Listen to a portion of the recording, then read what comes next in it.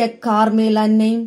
Carmel மலை பாலஸ்தீன நாட்டின் மேற்பகுதியில் உள்ள மத்திய தரைக்கடலுக்கு அருகே உள்ளது. முகமதியர்களின் படையெடுப்புக்கு பின்னால் இங்கிலாந்தில் குடிபெயர்ந்த கார்மேல் சமய துறவிகளின் தலைவராக பொறுப்பேற்றவர் சைமன் ஸ்டோக் என்பவர்.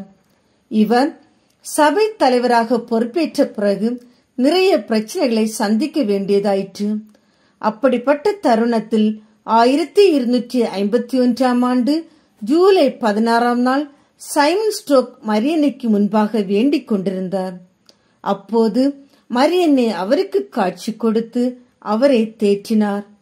அது மட்டுமில்லாமல் கருநிறத்தில் இருந்த உத்திரியத்தை கொடுத்து, இதை அணிந்து கொள், இதை அணிந்து கொள்வோரை இடர்களிலிருந்தும் நரக தண்டனையிலிருந்தும் காப்பாற்றி அமைதி தருவேன் என்று சொல்லிவிட்டு மறைந்து போனார்.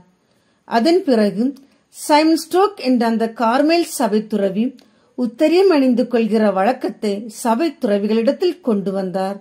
அது இன்றைக்கு படிப்படியாக வளர்ந்து பொதுமக்களும் அணிந்து கொள்ளும் அளவுக்கு வந்துவிட்டது. ஜூலை 16 தூய கார்மேல் அன்னை திருவிழா கொண்டாடப்படுகிறது. ஜெபம்.